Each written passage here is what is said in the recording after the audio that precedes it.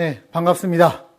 우리 하나님의 날을 맞아서 우리 하나님 앞에 예배하는 여러분들에게 여러분들의 기대와 소망 또 그 모든 것들을 헤아리시는 하나님의 가장 좋으신 응답이 있기를 주님의 이름으로 축복합니다.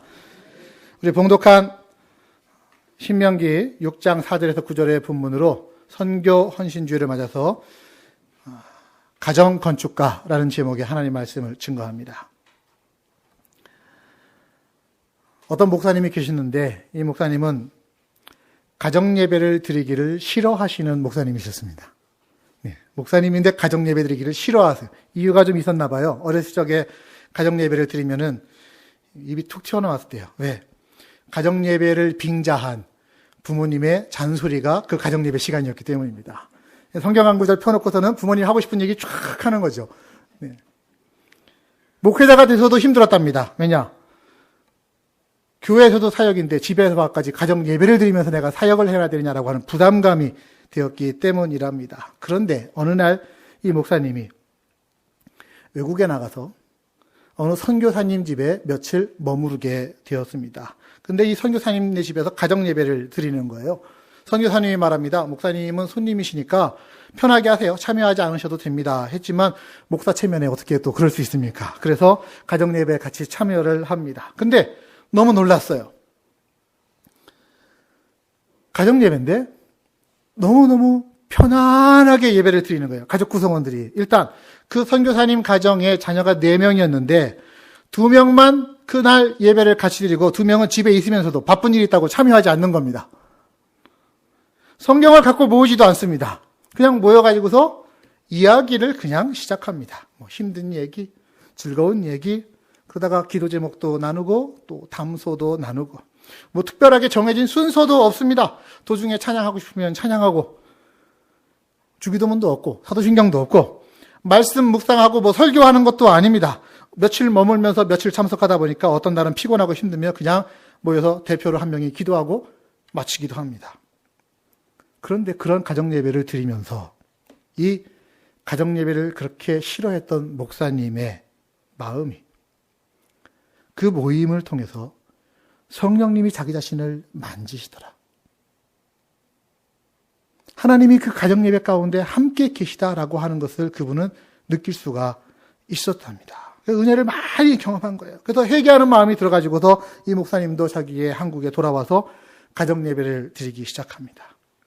피했던, 그렇게 부담스러웠던 가정예배인데 가정신앙 모임이라고 하는 이름으로 들여가면서 이제는 그 가정예배를 기쁨 가운데 진행하고 있더라. 그런 얘기를 제가 들었습니다.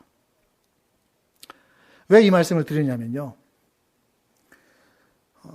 모든 교회는 다음 세대에 대해서 관심이 있습니다. 그렇죠? 모든 가정도 다음 세대에 대해서 관심이 있습니다. 그래서 교회와 가정에는 다음 세대, 이제 막 신앙생활을 하거나 늦게 예수 믿는 사람들, 혹은 우리의 다음 세대, 자녀 세대들 있잖아요. 그분들을 향한 관심이 있기 때문에 교회 학교도 운영을 하고 새신자 그룹도 운영을 합니다. 양육하는 거죠. 그런데 교회에서 하는 교육 프로그램만으로 과연 다음 세대 교육이 완전히 이루어지겠는가? 그렇지 않습니다. 여러분 가정만 볼까요? 우리 자녀들이 대부분의 시간을 어디서 보낼까요? 어디서 보내죠? 한국 같은 경우는 어디서 보냅니까? 자녀들이? 학교에서 보내죠, 학교에서. 한국에서는 어떤 학부모님이 학교에 찾아와가지고 선생님한테 이랬답니다. 우리 애가 학교에서 어떻게 가르치길래 우리 애가 이 모양이냐고. 그래서 아니, 가정교육은 부모님 책임 아닙니까? 선생님이 물었더니 학부모님이 하시는 말씀이 우리 애가 집에 있는 시간이 많냐고, 학교에 있는 시간이 많냐고. 아침에 새벽부터 나가고 밤늦게 돌아오는데 학교에서 애 교육을 책임져야 될 거 아니냐 하면서 막 따졌다고 하는 웃지 못할 소리가 있는데 여러분 자녀들이 교회에서 시간을 더 많이 보냅니까? 가정에서 시간을 더 많이 보냅니까? 가정이죠. 교회에서 통계를 보니까 교회에서 한 생명에게 영향을 미칠 수 있는 시간이 얼마나 정도 되느냐? 1년에 약 40시간. 40시간. 1년에. 그런데 가정에서 부모가 한 자녀에게 영향을 미칠 수 있는 시간은 평균 1년에 약 3,000시간. 40대 3,000입니다. 이게 무슨 말이냐면 교회 교육, 신앙 교육은요. 교회 혼자서 감당할 수 없다라는 겁니다. 오늘 말씀은 여기서부터 출발합니다. 왜 우리의 자녀들이 대학 가거나 하면서 타지로 나갔을 때 집 밖에 나가고 나면 신앙생활을 잘 안 하는 자녀들이 많이 있느냐? 여러 이유가 있겠지만 그 중에 하나가 그리스도인으로서 사는 법을 가르쳐주지 않았기 때문이에요. 그냥 교회에 와서도 분만 공부하고 성경은 배웠지만 일주일에 한 번 교육만으로는 삶에서 응용하고 적용할 수 없었기 때문입니다. 여러분, 신앙교육은요, 교회와 가정이 함께 가야 되는 겁니다. 교회에서는 말씀과 성경 공부를 가르치는 것이고, 가정은 부모가 책임이 되어서 삶으로 그 신앙을 전수시켜주면서 보여줘야 하는 겁니다. 여러분들에게 여쭙습니다. 여러분은 여러분의 자녀와 우리 교회에 있는 다음 세대들을 살리기를 원하십니까? 그러시죠? 네. 그러면 더 이상 우리 자녀들에 대한 신앙교육을, 자녀 신앙교육은 교회 학교에서 책임지는 거야. 교회 학교에다만 맡겨두지 마십시오. 일주일에 한 번뿐이 없어요. 목사님, 나는 내 자녀들이 벌써 장성해가지고 다 집 밖으로 나갔는데요. 그러신 분들은 여러분들의 가정을 살리기를 원하십니까? 그러시면 일주일에 한 번, 두 번 와서 예배하는 것만으로 여러분들의 가정의 신앙을 저보고 책임지라고 하지 마십시오. 맞는 얘기 아닌가요? 우리의 가정의 신앙이나 다음 세대를 세우는 일은요, 같이 해야 됩니다. 어디가? 교회와 가정이 같이 해야 되는 일입니다. 교회는 신앙에 대해서 하나님 말씀에서 가르치는 것이고, 가정은 그것을 삶에서 적용하는 것, 특별히 부모가 그것을 먼저 적용하며 본을 보이는 것입니다. 그래서 다음 세대를 살리려면 가정이 해야 할 역할, 다른 것이 없어요. 가정 예배예요. 가정 예배 드리는 거예요. 그런데 문제는 가정 예배라고 하는 타이틀이 딱 붙기 시작하면 아까 그 목사님처럼, 가정 예배를 싫어하시는 목사님처럼 부담스럽게 느끼는 사람들이 있습니다. 특히 누가 부담스럽게 느끼느냐? 신앙이 상대적으로 약한 사람이 부담스럽게 느낍니다. 보세요. 배우자 중에서도 신앙이 좀 센 사람이 여보, 우리 가정 예배를 드립시다 하면은 상대적으로 약한 사람이 튕겨내기 시작합니다. 벌써. 자녀들을 모아놓고서 우리 가정 예배를 드리자 하면은 신앙이 막 불붙는 자녀는 그래요 하지만 조금 그렇지 않은 자녀는 시큰둥해지고 아빠 엄마나 같이 하시죠. 뭐 이런 얘기를 할 수가 있는 거예요. 부담스럽게 다가와요. 왜 그런지 아십니까? 가정 예배라고 하는 타이틀이 붙기 때문이에요. 다 함께 모여야 되는 거 아니야? 다 함께 모여야 되는 시간을 정하는 것이 어렵습니다. 또 가정 예배인데 설교가 있어야 되는 거 아니야? 가장 되시는 분이나 어떤 분은 설교를 준비하기 위해서 하루 종일 거기다가 시간을 쏟는 거 싫으니까 나는 이제 가정 예배 안 해 하시는 분들도 있습니다. 그런데 아까 그 목사님이 머물렀던 선교사님의 가정, 이 문제가 너무나 쉽게 해결되는 거예요. 부담이 없어요. 그 가정 예배가 그랬다는 거 아닙니까? 요사이 근황을 얘기하고 그거 가지고 그냥 기도합니다. 피곤하면은 기도하고 자면 되는 거예요. 그냥 찬양도 억지로 하는 게 아니라 하고 싶은 사람만 하면 되는 겁니다. 그런 형식이 좀 파괴가 된, 어찌 보면은 예배에 같이 하는 예배인데, 그런데 거기서 성령의 감동하심을 받더라는 거예요.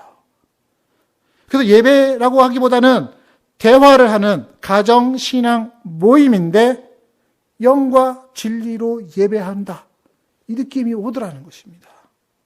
여러분, 우리가 제가 첫 주일인가 말씀드렸죠. 공적 예배와 사적 예배를 구분하셔야 한다고요. 지금 이 시간 우리는 공적 예배로 모여 있습니다. 정해진 시간, 정해진 룰이 있고 순서들이 있습니다. 사적 예배는 무엇입니까? 여러분들이 사사로이 드리는 개인 경건의 시간이나 가정에서의 예배도 사적 예배입니다. 그런데 그 사적 예배는요, 율법이 되면 곤란해집니다. 의무가 되면 싫어하게 됩니다. 형식보다 중요한 것이 사적 예배에는 흥미이고 재미이고 자발성, 동기부여가 있어야 되는 거예요.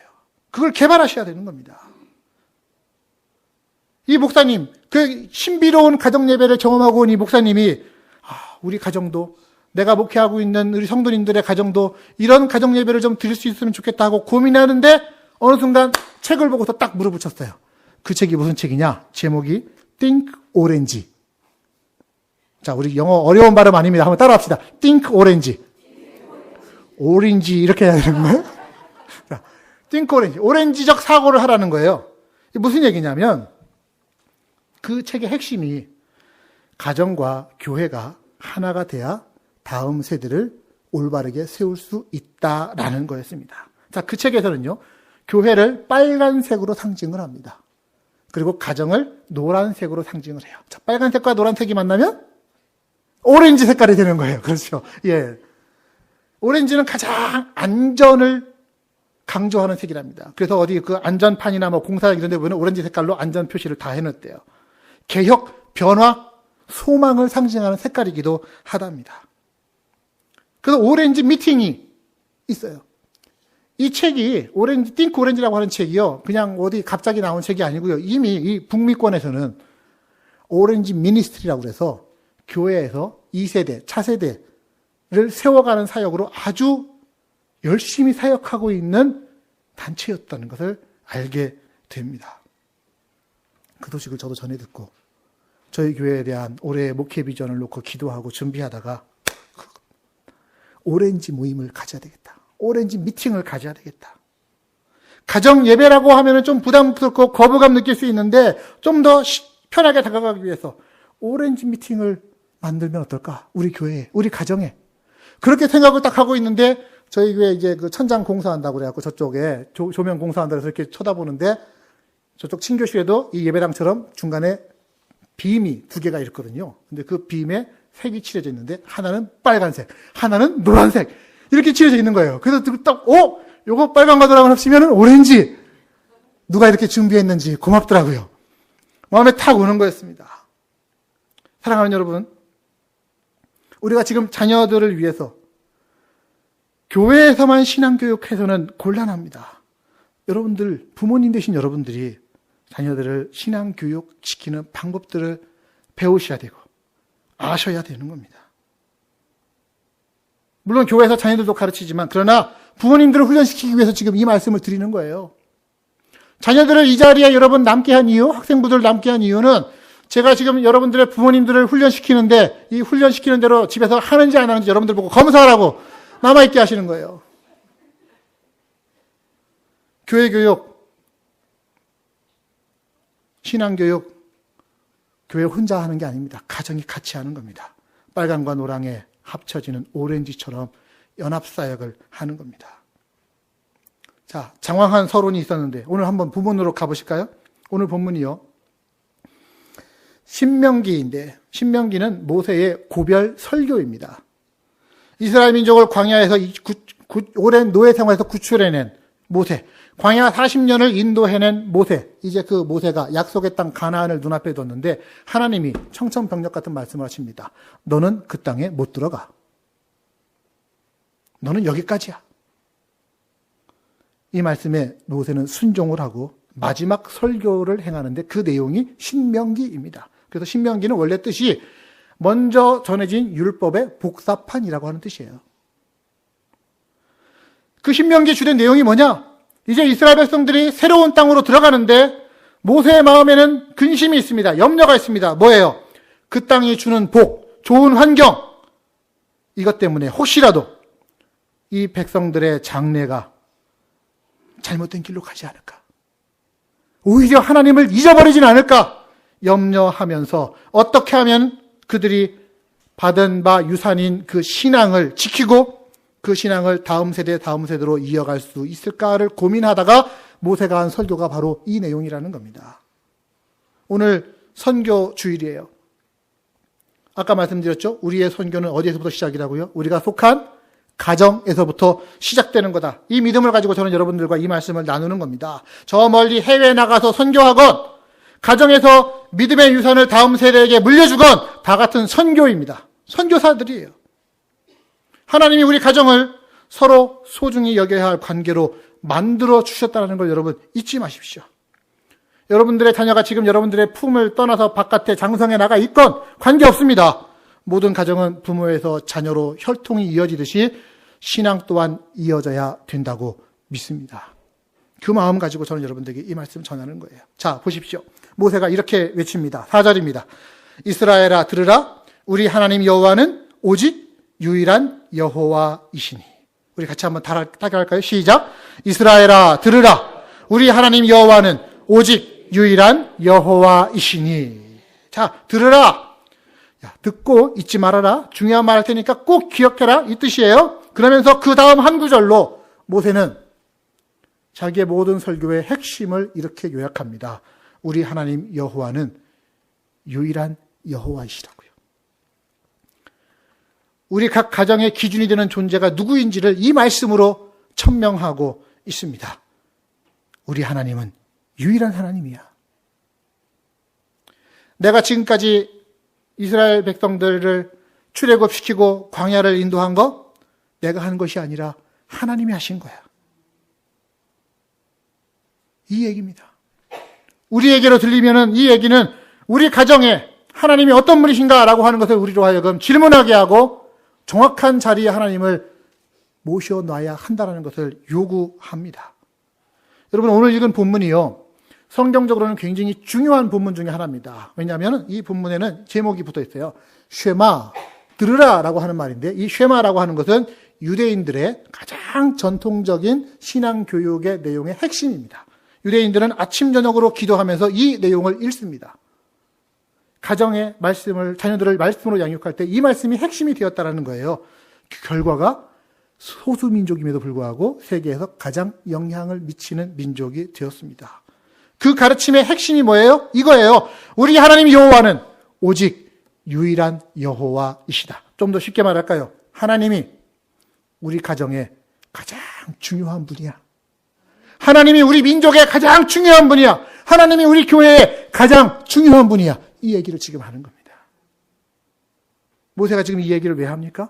그 후손들이 가나안 땅에 들어가서 젖과 꿀이 흐르는 땅에 살면서 그 땅이 주는 혜택과 번영을 누리고 풍요를 경험하며 산다 할지라도 정작 그들이 하나님에 대한 지식이 없다면, 하나님 누구신지 알지 못한다면, 하나님 누구신지 관심도 없이 살아간다면, 하나님 없이 살아도 이 땅이 주는 풍요로 말미암아 얼마든지 행복할 수 있다고 생각하며 산다면, 그래서 하나님에 대한 신뢰가 물질에 대한 신뢰, 다른 어떤 것에 대한 신뢰로 바뀌어버린다면 제일 중요한 근간이 흔들려 버리는 겁니다. 잊어버려 버리는 겁니다. 그러면 우리가 기초 없이 쌓아놓은 것이 되기 때문에 다 무너질 수밖에 없다라는 얘기를 지금 모세는 하고 있는 겁니다. 제일 중요한 게 뭐라고요? 다른 아무 것들보다 가장 중요한 것, 초점을 잃지 말아라. 너희 하나님이 너에게 어떤 존재인지 이걸 묻는 겁니다.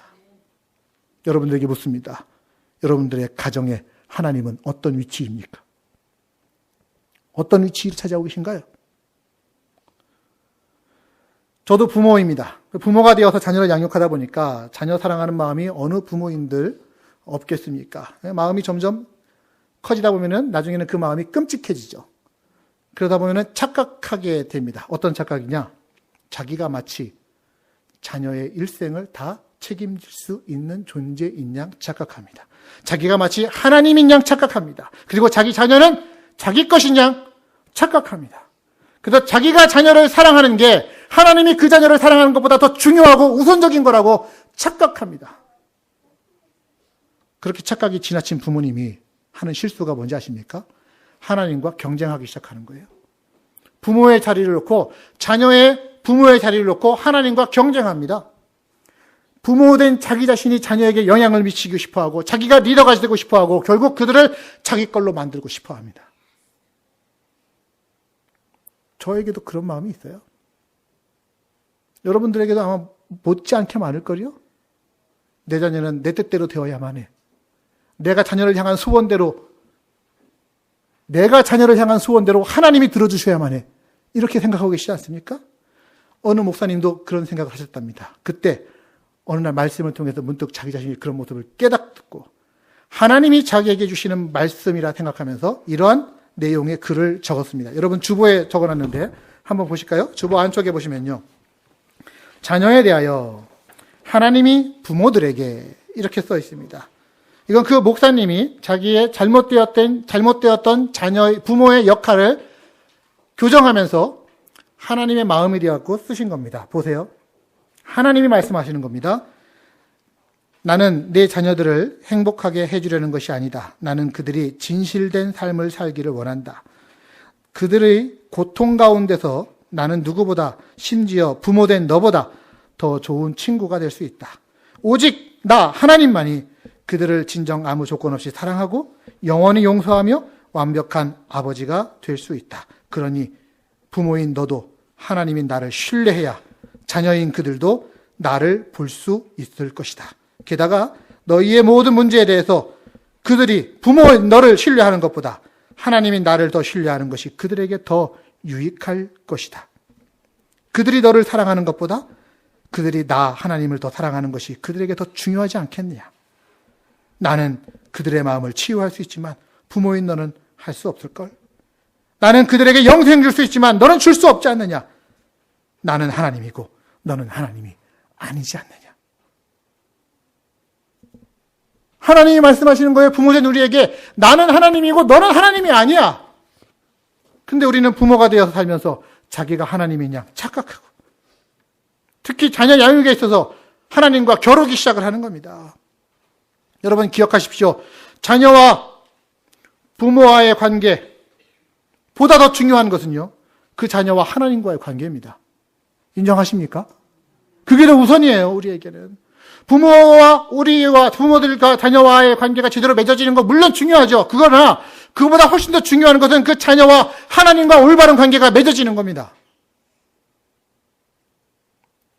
우리가 물론 삶을 살아가면서 지식도 필요하죠. 지혜도 필요하죠. 올바른 가치관 필요하고 중요합니다. 그러나 그런 것이 가장 중요한 것은 아닙니다. 가장 중요한 우선순위, 부모가 자녀에게 가르쳐야 되는데 무엇으로 가르치느냐? 입을 열어서 가르친다고 되어지지 않아요. 얘야, 우리의 가정의 가장 중요한 우선순위는 하나님이야. 말한다고 자녀가 아는 줄 아십니까? 그렇지 않습니다. 자녀는 뭘로 압니까? 부모의 삶으로 압니다. 부모의 행동으로 압니다. 부모가 과연 하나님을 가장 우선순위에 놓고 살고 있는지를 보고 따라하기 시작합니다. 그래서 쉐마의 첫 구절은 이렇게 얘기하고 있는 거예요. 우리 하나님 여호와는 오직 유일한 하나님이시라고. 이게 기준이 되어야만 우리의 삶에 여러 선택하는 과정 가운데 영향을 미치기 시작할 거 아닙니까? 직업을 선택하든지 배우자를 선택하든지 어떤 친구들과 어울려 지내야 한다든지 선택할 때 가치체계가 나의 기준은 오직 유일하신 하나님이야. 이것에서 벗어나면 어떻게 되겠어요? 세상적인 것이 기준이어서 야, 공부 잘하는 애, 똑똑한 애 만나서 사귀어야 돼, 친구. 직업, 돈 많이 버는 직업 얻어야 돼. 그것이 기준이 아니라 하나님이 기준 되시고 그 하나님은 다른 무엇과도 바꿀 수 없는 대체 불가의 하나님이심을 부모인 우리가 먼저 인정해야 되는 겁니다. 우리 한번 따라합시다. 나의 하나님은 다른 무엇과도 바꿀 수 없는 대체 불가의 하나님이시다. 아멘. 네, 이게 유일하신 하나님이라고 하는 겁니다. 부모가 대체할 수 없어요. 돈이 대체할 수 없어요. 사회적 기준이 대체할 수 없는 것이 바로 하나님이라고 하는 기준이고 그 기준이 나에게 적용되어야 되고 우리의 가정에 우선적으로 적용되어야 할 겁니다. 우리 아까 찬양했죠. 나의 마음이 아버지의 마음을 알아서 내 모든 뜻이 아버지의 뜻으로 바뀌어지기를 원한다고요. 그런데 이렇게 찬양하면서 실제로는 하나님을 우리가 어떤 식으로 대하는지 아십니까? 아버지의 마음이 내 마음을 좀 알아줘가지고 아버지의 뜻이 내 뜻으로 바뀌어지기를 그거 기다리고 있는 거 아닙니까? 그러나 하나님은 말씀합니다. 내가 하나님이고 너는 하나님이 아니라고요. 나의 마음이 아버지의 마음을 알아서 내 모든 뜻 아버지의 뜻으로 바뀌는 대체 불가, 견고하고 흔들리지 않는 하나님이라고 하는 절대 기준을 세우시는 여러분들의 인생, 여러분들의 가정 되시기를 주님의 이름으로 축복합니다. 부모가 우리가 먼저 이걸 해야 돼요. 그래야 자녀에게 가르칠 수 있어요. 가르치기 위해서 하더라도 하십시오. 그래야 여러분들도 빗나가지 않는 기준을 갖게 되는 겁니다. 대체불가적 존재, 우리의 가정의 유일하신 하나님. 그런 의미에서 저는 우리 가정을 하나님이 중심에 계시는 가정으로 만들어 가자라는 겁니다. 그 방법으로 오렌지 미팅을 하자라는 것이에요. 자, 오늘 우리 말씀 계속 보면요. 자녀들이 그 일상생활 가운데 하나님이라고 하는 분이 어떤 분인지를 잊지 않게 하기 위해서 부모된 우리에게 이렇게 살라고 요구를 합니다. 5절 보십시오. 너는 마음을 다하고 뜻을 다하고 힘을 다해서 내 하나님 여호와를 사랑하라. 왜? 이유는 뭐예요? 딴 거 없어요. 하나님은 대체불가이신 유일하신 하나님이니까 마음 다하고 뜻을 다하고 힘 다해서 하나님 사랑해라. 우리가 하나님 사랑하는 건요, 하나님이 너 사랑 안 하면은 그냥 안 둬? 이래서 사랑하는 게 아니잖아요. 하나님이 우리한테 주신 은혜가 헤아릴 수 없게 다 갚을 수 없는 거기에. 그래서 우리의 마음과 뜻과 힘 다해서 우리도 하나님을 향해서 사랑을 드리는 거예요. 하나님이 당연한 걸 그걸 우리에게 요구하고 계신 겁니다. 그리고 그 사랑을 어떻게 만들어가고 표현해 나가느냐. 계속합니다. 6절. 오늘 내가 내게 명하는 이 말씀을 부모인 너는 마음에 새겨라. 다음 세대에게 신앙의 유산을 물려주고 싶으면 부모인 우리가 먼저 하나님과의 관계를 어떻게 하는지 삶으로 보여줘야 한다는 거예요. 얼마나 하나님을 우선순위에 놓고 사는지, 얼마나 하나님을 사랑하며 살고 있는지, 얼마나 하나님 말씀을 최우선의 중심에 두고 살아가는지 말이 아니라 삶으로 보여주라는 겁니다. 부모가 자기의 가슴에 하나님 사랑을 새기지 않고 입으로만 주문하면서 신앙을 외워본들 자녀들은 결코 따라하지 않습니다. 그래서 부모된 우리에게 하나님께서는 상황과 여건에 따라서 때와 장소에 따라서 그 조건들을 잘 구별해가지고 거기에 알맞는 신앙교육을 하라고 이렇게 가르칩니다. 자, 그 다음 구절입니다. 9절, 7절부터. 그 말씀을 네 자녀에게 부지런히 가르치는데 어떤 상황에 따라서 가르치느냐? 집에 앉았을 때든지 밖에서 길을 갈 때든지 누워서 잠을 자려고 할 때든지 잠에서 깨 일어났을 때든지 이 말씀을 강론할 것이며 너는 꼭 그것을 내 손목에 메어서 기호로 삼고 미간에 붙여서 표로 삼고 내 집 문설주와 바깥문에 기록해서 드나들 때마다 그것을 보고 확인해라. 이 말씀을 우리에게 전하고 있습니다. 우리가 자녀들과 가정에서 만날 때마다 신앙교육의 관점으로 모범 보일 행동들을 해야 되는데 그때가 언제냐면요. 일상의 때에 하는 거예요. 일상. 이제부터 내가 너에게 신앙교육의 모범을 보일 거야 하고도 하는 게 아니라요. 하루 일상생활 가운데 그 신앙교육의 모범을 보이는 거예요. 어떻게? 집에 앉았을 때나 길 갈 때나 누웠을 때나 일어날 때나 각각의 때와 장소에 걸맞게 부모인 우리는 자녀들에게 다가갈 수 있습니다. 자, 보세요. 집에 앉았을 때라고 하는 것은요. 집에서 같이 함께 보내는 시간입니다. 집에서 함께 식사할 때든지 아니면 이제 우리가 하게 될 OM, 오렌지 미팅, 가족 모임을 하는 시간이든지를 얘기합니다. 그 시간에는 그때의 상황에 걸맞는 부모의 역할을 하셔야 돼요. 이때 부모는 자녀에게 선배이고 교사, 선생으로서의 역할을 감당할 수 있습니다.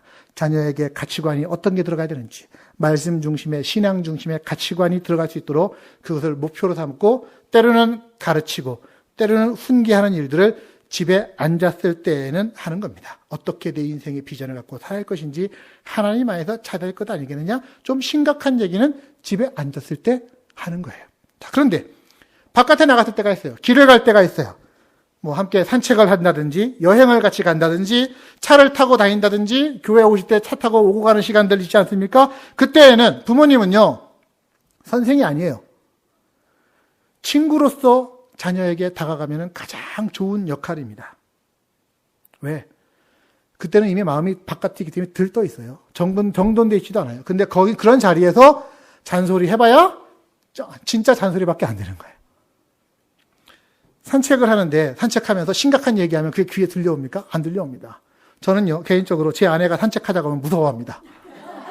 왜 무서워하느냐? 제 아내는 산책하면서 대화하기를 참 좋아하는데 대화의 끝은 항상 뭔가 저에게 변화되기를 요구하고 그래서 저는 산책하자고 하면 마음이 겁나요. 뭔가를 요구하는 듯한 느낌이 들어요. 좀 편하게 마음 편하게 다닐 수 있잖아요.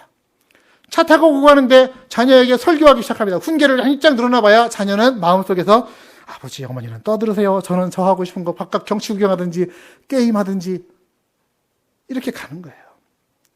그래서 밖에 나갔을 때에는요. 목표는 친밀감입니다. 친밀감. 격이 없는 사적인 대화를 하면서 자녀와 똑같은 나이가 되어갖고 같이 맞춰주면서 얘기하고 그러면서도 약간은 높게 자녀의 신앙에 대해서 생활에 대해서 인생에 대해서 해석해주고 삶에 대한 조명을 해주는 기회로 집에 나갔을 밖에서 생활을 걸어갈 때 그 시간들을 활용을 하는 겁니다. 그러기 위해선 특히 차 타고 다니실 때 가족과 같이 있으면, 자녀와 같이 있으면 음악 들으시지 마시고 게임 시키지 마시고 좋은 대화, 재밌는 대화를 하십시오. 또 때가 있습니다. 누웠을 때, 잠자리에 들 때를 얘기하죠. 그 시간 부모는 자녀에게 가장 좋은 상담자로 찾아갈 수 있는 기회입니다. 여러분, 자녀들을 재울 때, 야, 네 방 가서 알아서 자, 하지 마시고요. 이제부터는 잠자리에 그냥 자녀를 보내지 마시고 그 시간만 이룰 수 있는, 그 시간이 아니면 할 수 없는 일들을 그 시간에 하십시오. 자녀가 들어가서 문 닫는 거를 그냥 두지 마시고 자녀의 방문을 여세요. 그러면 자녀의 마음도 열린다고 합니다. 자녀의 방이라고 하는 그 개인적 공간 안에서 친밀함 가지고 자녀의 말에, 자녀의 고민에 귀 기울여주고, 그리고 잘 때에 자녀의 머리에 부모로서 손을 얹고 예수 그리스도의 이름으로 축복해주고, 그 시간만 할 수 있는 거예요. 또 일어날 때, 아침 기상 시간이죠. 하루 일과를 시작하는 시간입니다. 아직 아무것도 채워지지 않았습니다. 짧은 시간밖에 없어요. 함께 아침 먹는 시간이든 아니면 잠시 대화를 나누든 하더라도 그때는 여러분들은 코치로서 자녀에게 다가갈 수 있습니다. 코치는 어떤 역할을 합니까? 자, 운동 선수들을 훈련을 막 시켜요. 평소에는. 이제 경기장에 나가는 시간이 되었어요. 그때 코치는 무슨 얘기를 합니까? 너는 그때 그 실수한 거 그거 하지 마 하면서 자꾸 실수한 얘기 합니까? 그렇지 않아요. 선수의 가장 장점들을 부각을 시켜줍니다. 야, 너 요거 잘하니까 요거 하면은 골 넣을 수 있어. 요거 하면 우리가 이길 수 있어. 잘해 하면서 용기를 북돋는 것, 치열업하는 것, 이게 시합 나가기 전에 코치가 하는 역할입니다. 자녀가 그날 하루 일과를 시작할 때 자녀의 마음속에 부모된 여러분의 감정의 씨앗을 심을 수 있는 기회가 바로 이때입니다. 신중한 몇 마디의 격려의 말을 해주시든지, 아니면 종이에 힘내라 아들 딸 파이팅 뭐 이러면서 써주셔도 좋고, 아니면은 말없이 그냥 안아주시고서 어깨 다독여 주셔도 좋겠죠. 코치인 부모가 선수인 자녀를 경기에 내보내는 시간이라고 생각을 해보십시오. 오늘 자녀가 직면하게 될 일이 무슨 일이든지 간에 그것을 자녀가 잘 감당할 수 있도록 힘을 북돋아주는 일들을 그 시간에 하는 겁니다. 이게 일어났을 때 하는 일입니다. 자, 때에 따라서, 장소에 따라서, 환경에 따라서 때와 장소를 구분하셔야 됩니다. 그걸 분별하셔야 되고 거기에 알맞는 역할로 자녀에게 다가가야, 그래야 신앙 교육이라고 하는 것들도 좀 씨가 먹힐 거 아닙니까? 잘 되어질 것 아니겠습니까? 그러기 위해선 여러분, 신앙 앞선 분들이, 부모인 여러분들이 먼저 희생하셔야 됩니다. 피해야 될 것들이 있습니다. TV 보는 시간, 영화 보는 시간, 인터넷 하는 시간, 게임하고 오락하는 시간들 줄이십시오. 자기 시간 줄여야 함께 할 수 있는 시간들이 늘어나는 거 당연한 이치죠. 부모는 인터넷 하면서 야, 너 가갖고 성경 읽어? 하면은 자녀는 자기 방에 갖고 좋아라 인터넷도 합니다. 똑같이 하는 거예요. 신앙이 일상에서 분리돼가지고 신앙은 교회에 왔을 때만 하는 거야. 주일에만 하는 거야. 이런 모습을 부모가 자녀에게 가정에서 보여주기 시작하면 자녀에게 그것이 어떤 영향을 미치겠습니까? 처음에는 단지 며칠 하나님과의 관계가 중요하지 않아도 돼 생각할지 모르겠지만 그것이 일주일 되어지고 한 달 되어지고 1년 되어지고 반복되어지기 시작하면 그 자녀에게 하나님이라고 하는 분은 자기 생애에서 없어도 되는 분, 자기 생애에서 중요하지 않은 분으로 간주될 수밖에 없습니다.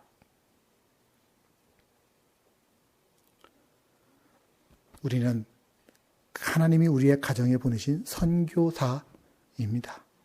지금 여러분은 이 선교 사역을 잘 감당하고 계십니까?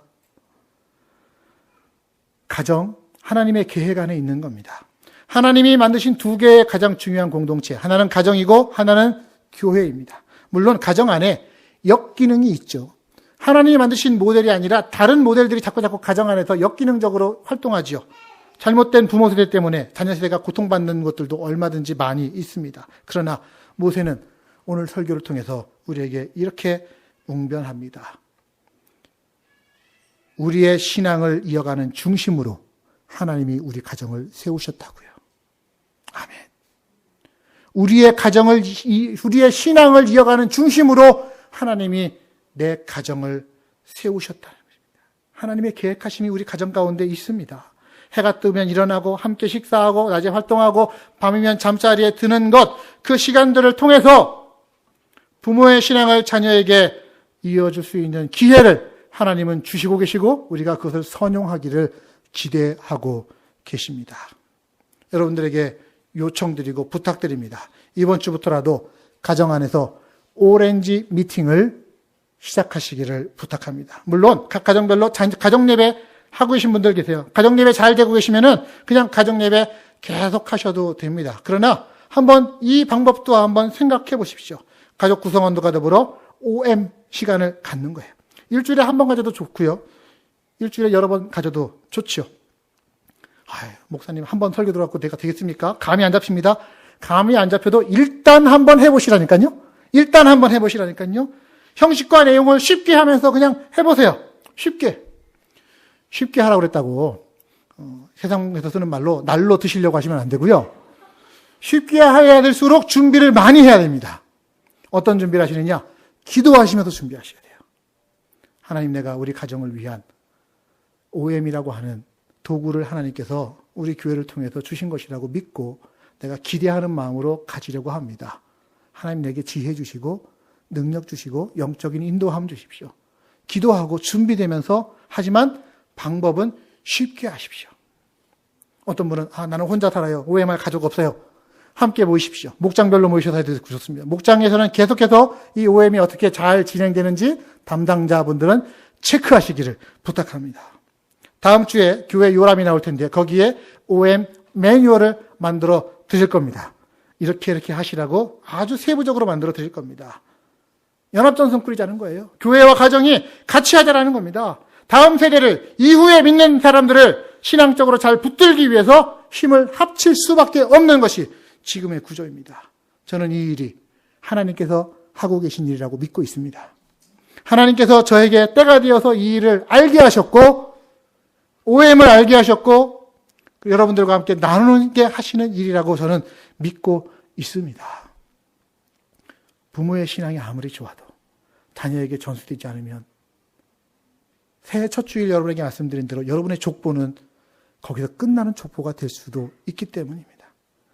물론 우리가 신앙적인 마음을 가지고 시작한다고 하더라도 거침돌이 있을 거예요. 분명히. 방해가 있을 거예요. 아까 말씀드린 것처럼 상대적으로 신앙이 약한 분들이 방해하고 혹은 비아냥되고 혹은 조소할지도 모릅니다. 너나 잘해라 할지도 모릅니다. 혹은 그렇게 하고자 하는 우리에게도 사탄이 우리의 마음 가운데 의심을 불어넣어서 이거 한다고 과연 될까?